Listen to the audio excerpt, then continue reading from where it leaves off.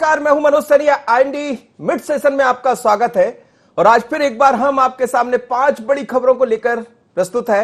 लेकिन इन खबरों में वही राजनीति की चर्चा होगी, कुछ दिलचस्प एक कहानी भी आपको दिखाएंगे। लेकिन उस बीच कहां है आफत की बारिश, कहां है आफत जहां किसान परेशान है।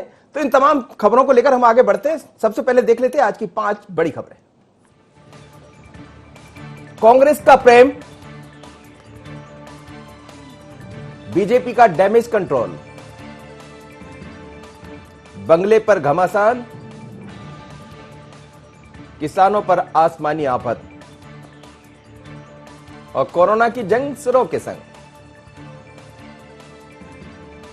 तो चलिए शुरुआत करते हैं। सबसे पहले खबर प्रेमचंद गुड्डू से जुड़ी हुई, जो अभी तक भारतीय जनता पार्टी में थे, लेकिन आज उनका दावा है कि उन्होंने त्यागपत्र फरवरी में दे दिया था और आज पुनः रिमाइंड कराया है। कांग्रेस का प्रेम हो गया, यानी भोपाल पूर्व सांसद प्रेमचंद गुड्डू ने नोटिस का जवाब भेजा है। पूर्व बीजेपी प्रदेश अध्यक्ष बीडी शर्मा को भेजा नोटिस का जवाब, कहा मैं 9 फरवरी को ही भारतीय जनता पार्टी से इस्तीफा दे चुका हूं। गुड्डू ने अपने पत्र में फिर लगाए सिंधिया और सिलावट पर गंभीर आरोप। बीजेपी में सामने आई अंतरकलह, बीजेपी के अंदर बगावत थामने की कोशिश जारी है। बीजेपी के दावेदारों को मनाने का प्रयास भी तेज हुआ है। किसी के आने से या जाने से मेरी निष्ठा में कोई अंतर नहीं आएगा, ऐसा गुड्डू का कहना है। लेकिन गुड्डू ने साफ कर दिया है कि वो भारतीय जनता पार्टी में अब नहीं रहेंगे। उन्होंने ये भी कहा है कि जिस तरह से मैंने भारतीय जनता पार्टी का दामन थामा, उसके बाद से ये लगने लगा था कि अब मैं यहां नहीं रहना चाहूंगा, क्योंकि मेरे विचार भारतीय जनता पार्टी से नहीं मिलते हैं। लेकिन सवाल यही है कि इतनी देरी क्यों हो गई इस बात को समझने में। उनके बेटे को टिकट भी दिया गया था, लेकिन हार का सामना करना पड़ा, टिकट मिली नहीं। और फिर उसके बाद लगातार ये चर्चाएं चल रही थी, क्या प्रेमचंद गुड्डू एक बार फिर कांग्रेस में वापसी करेंगे। लेकिन अब मौका भी है, दस्तूर भी है, क्योंकि सांवेर से चुनाव लड़ना है। भारतीय जनता पार्टी के प्रत्याशी वहां राजेश सोनकर थे पिछली दफा, उन्हें अब ग्रामीण का अध्यक्ष बनाया गया है। और तुलसी सिलावट वहां से कांग्रेस ने जो पहले चुनाव लड़ाया था, वो भारतीय जनता पार्टी में है, तो बीजेपी के टिकट पर वहां से चुनाव लड़ेंगे। सिंधिया के बड़े नजदीकी माने जाते हैं। तो कांग्रेस के सामने चिंता का विषय यह है कि आखिर सिलावट के सामने होगा कौन। तो लगभग बात बनती हुई नजर आ रही है, वो चेहरा होगा प्रेमचंद गुड्डू का, जो अभी बीजेपी में थे और अब उन्होंने दामन थाम लिया है। लगभग कांग्रेस की तरफ वो बढ़ रहे हैं। हालांकि अभी इस बात की पुष्टि नहीं हुई है। उन्होंने ये भी कह दिया, प्रेमचंद गुड्डू ने जब चर्चा की आईएनडी 24 से, तो उन्होंने साफ कहा है कि टिकट मिलना तो दूर है, लेकिन तुलसी सिलावट को नहीं जीतने दूंगा। क्या है पूरा मामला, समझ लेते हैं। आकाश हमारे साथ जुड़ रहे हैं, हमारे ब्यूरो चीफ। आकाश, क्या कहेंगे? मध्य प्रदेश में तेजी से घटनाक्रम बदला है। प्रेमचंद गुड्डू ने दामन थाम लिया वापस कांग्रेस का। हालांकि अभी पुष्टि नहीं हुई है इस बात की, लेकिन आज जिस तरह से उन्होंने अपना पत्र दिया, जवाब दिया, तो वो ये तो बता ही रहा है कम से कम बीजेपी में तो अब वो नहीं रहेंगे। जी निश्चित रूप से जिस तरीके से ज्योतिरादित्य सिंधिया समर्थकों के साथ तुलसी सिलावट जो सांवेर से जो है विधायक थे पूर्व, वो जब बीजेपी में शामिल हुए उसके बाद से ही प्रेमचंद गुड्डू पार्टी से नाराज चल रहे थे। तो जिस तरीके से उनको कल जो है बीजेपी ने नोटिस जारी किया था और उसको लेकर आज जो उनके तरफ से जवाब आया है, साफ तौर पर उसमें सीधे तौर पर उन्होंने तुलसी सिलावट जो ज्योतिरादित्य सिंधिया समर्थक है, मध्य प्रदेश में कैबिनेट मंत्री भी हैं, उनके ऊपर उन्होंने निशाना साधा है और ये साफ कर दिया है कि अब वो जो है बीजेपी में नहीं रहने वाले हैं। और उन्होंने साफ ये इस बात का हवाला भी दिया है कि वो फरवरी में ही जो है पार्टी से इस्तीफा दे चुके हैं। यही कारण है कि बीजेपी की मुश्किलें यहाँ मनोज जी बढ़ती हुई नजर आ रही हैं। बीजेपी में भी इसको लेकर बैठकों का दौर लगातार जारी रहा। आज अगर हम बात करें तो बीजेपी के जो प्रदेशाध्यक्ष थे वीडी शर्मा और संगठन महामंत्री सुहास भगत ने भी इसको लेकर चर्चा की और इसको लेकर मीडिया के सामने आने से बीजेपी बचती हुई नजर आई। हालांकि जो बीजेपी के मीडिया प्रभारी हैं, प्रदेश मीडिया प्रभारी लोकेन पराशर, उन्होंने जरूर जो है संगठन के बचाव की मुद्रा में इस बात को कहा है कि जो जवाब प्रेमचंद गुड्डू की तरफ से पार्टी को भेजा गया है वो अभी तक जो है सिर्फ सोशल मीडिया पर वायरल हुआ है, पार्टी दफ्तर नहीं पहुंचा है। अगर पार्टी दफ्तर वो दवा पहुंचता है जवाब, तो उसके बाद पार्टी अगला जो है कदम उठाएगी। और उन्होंने साफ कर दिया है कि जो 7 दिन का शो कॉज नोटिस जो है जारी किया गया था प्रेमचंद गुड्डू को, उसका जवाब अगर 7 दिन में नहीं आता है तो पार्टी इसको लेकर भी जो है कड़ी कार्रवाई प्रेमचंद गुड्डू के खिलाफ कर सकती है। लेकिन कार्रवाई कैसी होगी, क्योंकि प्रेमचंद गुड्डू तो पहले ही स्पष्ट कर चुके हैं, जो उनका लेटर है वो साफ तौर पर इस बात की बानगी दे रहा है कि वो पार्टी छोड़ने का मूड काफी पहले फरवरी में ही बना चुके थे। ज्यादा दम नहीं रही है कि आप कार्रवाई करते रहिए, कार्रवाई से क्या होगा, आप 6 साल के लिए निलंबित कर दीजिए, बाहर, वो तो खुद ही बाहर हो गया, आपने बिल्कुल ठीक कहा। लेकिन सवाल यह है कि प्रेमचंद गुड्डू के आने से क्या सांवेर का चुनाव दिलचस्प हो जाएगा? जी निश्चित रूप से मनोज जी, दिलचस्प भी हो जाएगा और बीजेपी की यहाँ पर जो है निश्चित रूप से मुश्किलें बढ़ने वाली हैं। और तुलसी सिलावट जिस तरीके से, अगर हम सावेर की बात करें, क्योंकि प्रेमचंद गुड्डू का अच्छा खासा जो है अपना कद रहा है, बड़ी उनके पास कार्यकर्ताओं की टीम है, लंबे समय से राजनीति करते आ रहे हैं, तो निश्चित रूप से यहाँ पर बीजेपी को जो है मुश्किलों में डाल सकते हैं। और खासतौर पर तुलसी सिलावट को भी जो है यहाँ पर अब जीतना मुश्किल हो सकता है, क्योंकि हम प्रेमचंद गुड्डू की बात करें तो जिस तरीके से उन्होंने यहाँ पर सीधे तौर पर तुलसी सिलावट को आड़े हाथों लिया, जो मध्य प्रदेश के कैबिनेट मंत्री हैं, आरोप भी कई लगाए हैं, तो ये साफ है कि वो खुद उनको भले ही टिकट ना दे मिले, लेकिन यहां से जो है बीजेपी की जो जीत की डगर है उसको जरूर जो है वो चुनौतीपूर्ण करने वाले हैं। बिल्कुल आपने ठीक कहा, और बीजेपी की डगर यहां थोड़ी सी गड़बड़ होगी, क्योंकि भारतीय जनता पार्टी से अब प्रत्याशी होंगे तुलसी सिलावट, जो अभी तक कांग्रेस से चुनाव लड़ा करते थे, वोट मांगने जाते थे तो पंजे की बात कहा करते थे, इस बार कमल की बात करेंगे। और उन्होंने उसकी शुरुआत भी कर दी, कुछ लोगों को कांग्रेस से ज्वाइन भी करा दिया और ये बता दिया कि चुनाव लड़ने को मैं तैयार हूं। सिंधिया का उनके ऊपर पूरा बरदस्त रहा, लगातार हम देखते रहे। लेकिन क्या प्रेमचंद गुड्डू के आने के बाद से इस चुनाव पर पूरे देश प्रदेश की नजर लग जाएगी, ये देखना होगा। अभी तो प्रेमचंद गुड्डू ने यह भी साफ नहीं किया है कि वो चुनाव लड़ने जा रहे हैं या नहीं, क्योंकि ये तय कांग्रेस को करना है। पर जो अंदर की खबरें हैं, अंदर खानों की खबरें, उसके मुताबिक लगभग तय हो गया है कि कांग्रेस से प्रत्याशी प्रेमचंद गुड्डू होंगे, चूंकि पहले भी वहां से विधायक वो रह चुके हैं। बने रहिए आकाश, अगली खबर की तरफ हम बढ़ेंगे। और दूसरी खबर भी इसी तरह की है, वो राजनीति से जुड़ी हुई खबर है। भारतीय जनता पार्टी में अब डैमेज कंट्रोल की तैयारियां शुरू हो गई है। मध्य प्रदेश मंत्रिमंडल विस्तार की अटकलों के बीच दावेदारी जारी है। बीजेपी के सीनियर विधायक गिरीश गौतम और रामेश्वर शर्मा भारतीय जनता पार्टी के दफ्तर पहुंचे, संगठन महामंत्री सुहास भगत से मुलाकात की। मंत्रिमंडल से जोड़कर देखी जा रही इस मुलाकात को ग्वालियर चंबल में बीजेपी के अंदर बगावत थामने की कोशिश भी कही जा सकती है। बीजेपी के दावेदारों को मनाने के प्रयास तेज हुए हैं। सिंधिया के घुर विरोधी माने जाने वाले जयभान सिंह पवैया भी भारतीय जनता पार्टी के दफ्तर पहुंचे थे, उन्होंने भी भगत से मुलाकात की है। तो इसे क्या माना जाए, क्या बीजेपी ने डैमेज कंट्रोल के तौर पर इन मुलाकातों को देखा जा सकता है? क्या कहा जयभान सिंह पवैया ने मुलाकात के बाद, उससे समझा जाएगा। बहुत दिनों बाद भोपाल आया हूँ, कोरोना संकट में पहली बार आने का मौका मिला है, तो लंबी मुलाकात हुई है मेरी प्रदेश अध्यक्ष जी से। और राजनीतिक क्षेत्र है तो राजनीतिक मुद्दों पर बात होती है, तमाम सारे मुद्दों पर बात। चलिए, वो कह रहे हैं कि मेल मुलाकात होती रहती है, भारतीय जनता पार्टी का पुराना सिपाही हूं, तो ये मेरा दफ्तर है, ये मेरा मंदिर है, तो यहां तो मैं आते रहूंगा। लेकिन जयभान जी, इस मुलाकात साधारण नहीं थी, क्योंकि आपको पता है कि ग्वालियर में क्या हुआ है।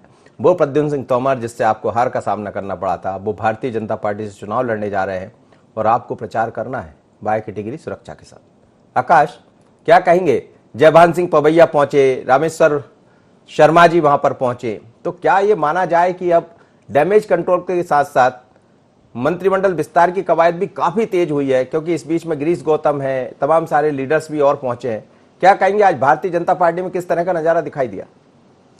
जी बिल्कुल मनोज जी, अब बीजेपी में जो है डैमेज कंट्रोल की कवायद देखने को मिल रही है, क्योंकि बीजेपी के लिए यहाँ पर दो चुनौती हैं, सत्ता और सरकार में समन्वय बनाने के साथ साथ उपचुनाव में जो है जीत का डंका बजाना, और दूसरा जो कैबिनेट मंत्रिमंडल विस्तार मुख्यमंत्री शिवराज सिंह चौहान का होना है, उसके विस्तार के बाद जो विरोध के स्वर फूटने वाले हैं, उसको पहले से ही जो है डैमेज कंट्रोल की जो कवायद है वो बीजेपी संगठन ने जो है सरकार के लिए करना शुरू कर दी है। क्योंकि ये महत्वपूर्ण भी हो जाता है कि संगठन को यहाँ पर आगे आके जितने भी जो विरोधी हैं या पार्टी से नाराज चल रहे लोग हैं, उनको जो है सही समय पर मनाया जाए। यही कारण है कि जयभान सिंह पवैया जरूर इसको एक जो है मेल मुलाकात करार दे रहे हैं, लेकिन ये साफ है कि जिस तरीके से एक तरफ ज्योतिरादित्य सिंधिया को एक समय वो सामंतवादी बताते थे, दुर्विरोधी माने जाते हैं ज्योतिरादित्य सिंधिया के, आज जब वो जो है बीजेपी में शामिल हो गए हैं अपने 22 विधायकों के साथ, तो जो है कहीं ना कहीं जो बीजेपी का खेमा है, और खास तौर पर अगर हम देखें तो ग्वालियर चंबल जो इलाका आता है, वहां पर ज्योतिरादित्य सिंधिया के सामने अगर कोई बड़ा नेता बीजेपी की तरफ से था तो जयभान सिंह पवैया था। दोनों के बीच कई बार जो है तीखी तलवारें देखने को मिली हैं बयानों में, और ऐसे में जब वो बीजेपी में शामिल हुए तो साफ तौर पर इसको लेकर भी उन्होंने इशारों में इस बात को कहा कि बीजेपी में सबका आत्मसम्मान होता है और कोई भी कार्यकर्ता जो है अपने आत्मसम्मान पर आंच नहीं आने देगा। तो साफ है कि प्रचार को लेकर हालांकि उन्होंने ये नहीं, इस बात को नहीं कहा कि वो मंच साझा करेंगे कि नहीं करेंगे, बीजेपी के पक्ष में प्रचार करेंगे नहीं करेंगे, लेकिन इस बात को जरूर उन्होंने कहा कि जो है आत्मसम्मान की लड़ाई में लड़ता रहूंगा। तो साफ तौर पर इशारों में उन्होंने यहाँ पर नाराजगी जरूर जाहिर की है। नहीं, लेकिन इसको बाकी लोगों का वहां पहुंचना, जैसा आप दिखा रहे हैं दर्शक भी देख रहे होंगे, ये जो विजुअल्स नजर आ रहे हैं भारतीय जनता पार्टी के दफ्तर में, इसमें अकेले कोई वो नहीं दिख रहा है, बल्कि कुछ और भी नेता दिखाई दे रहे हैं। रामेश्वर शर्मा भी पहुंचे, गिरीश गौतम भी वहां पहुंचे। बिंद की राजनीति में इस समय घमासान मचा इस बात को लेकर कि कौन होगा मंत्री। तो क्या मंत्रिमंडल विस्तार पर भी अब कवायद तेज है?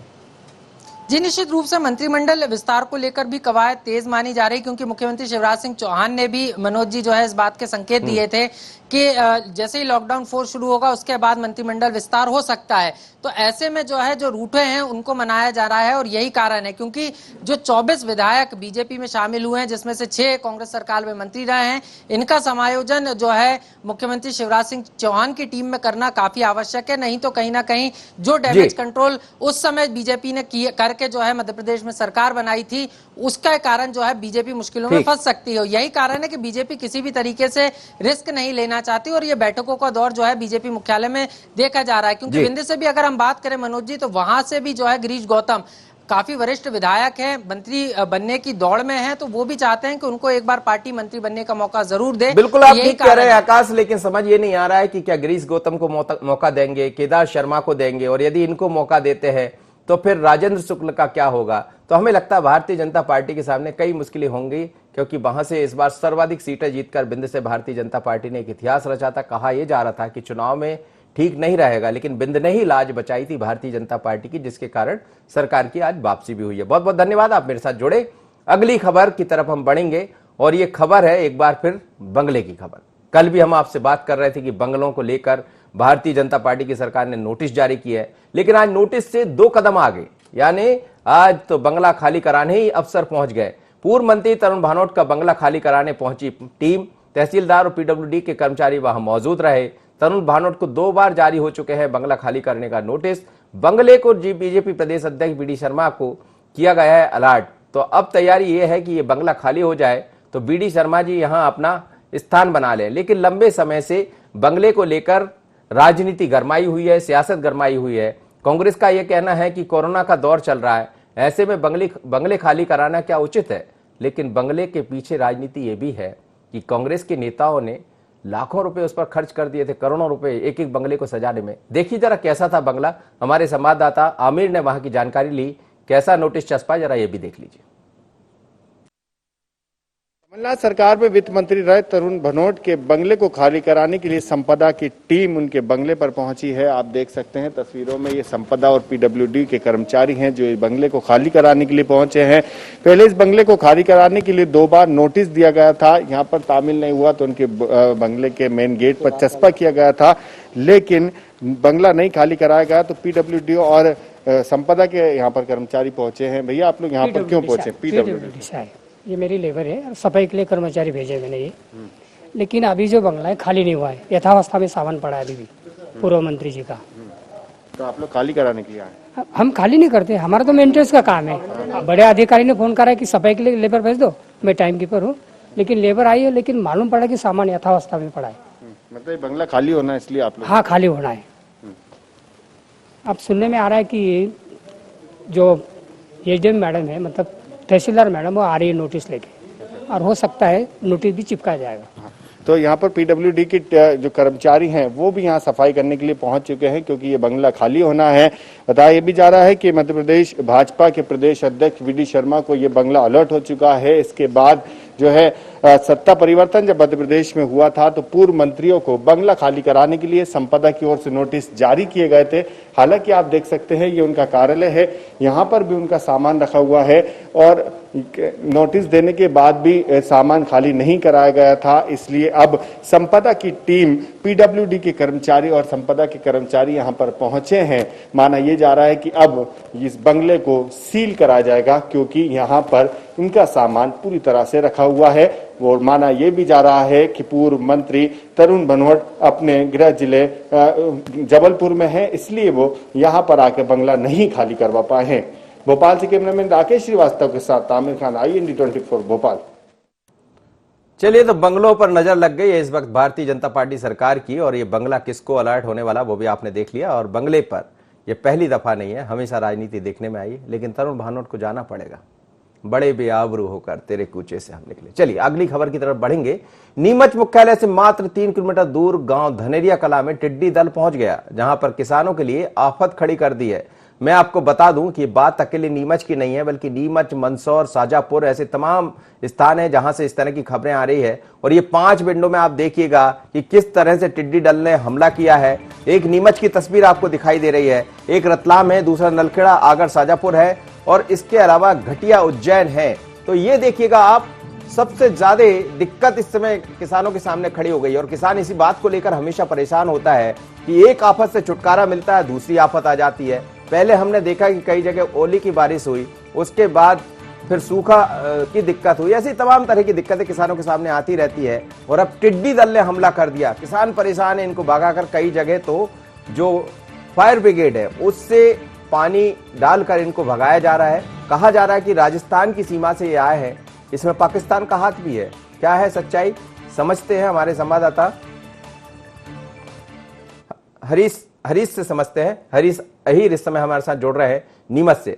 हरीश, क्या कहेंगे, किस तरह का मामला है? और हम देख रहे हैं अकेले नीमच की बात नहीं है, बल्कि आज सुबह से जो तस्वीरें हमारे पास आ रही है उसमें नीमच के अलावा शाजापुर है, आगर है, मंदसौर है, सभी जगह से टिड्डी दल के हमले की बात कही जा रही।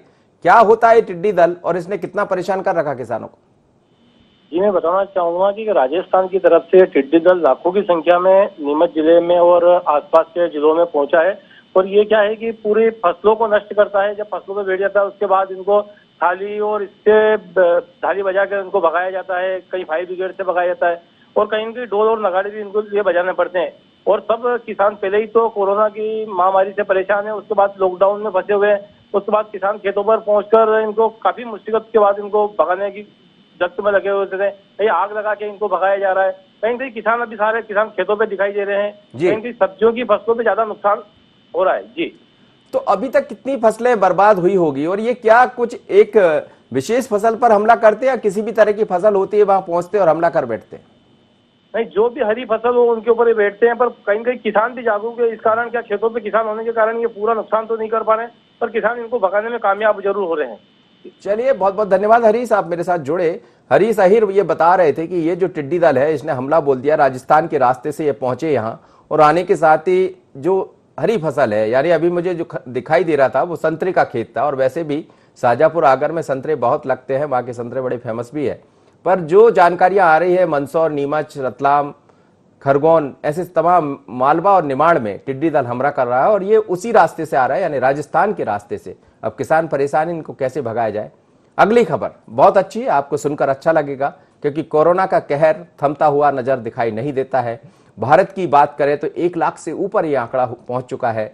मध्य प्रदेश में भी ये आंकड़ा तेजी से बढ़ रहा है। हालांकि सरकार का ये दावा है कि जितनी तेजी से आंकड़ा बढ़ रहा है उतनी ही तेजी से जो मरीज है उनमें सुधार भी हो रहा है। लेकिन कुछ अफसर ऐसे हैं, अब रेलवे की बारी है, क्योंकि सरकार ने यह तय कर दिया कि आने वाले दिनों में अब वातानुकूलित के अलावा बाकी जो 3 टायर ट्रेन है वो भी दिखाई देंगी, यानी एसी, स्लीपर, तमाम तरह की जो ट्रेन है, जनरल ट्रेन है, वो भी दिखाई देंगी।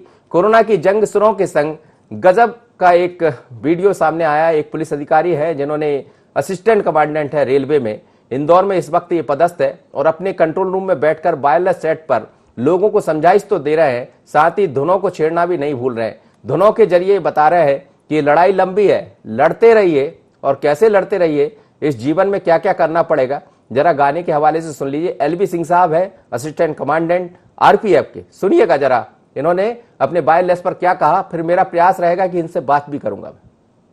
ये जीवन है,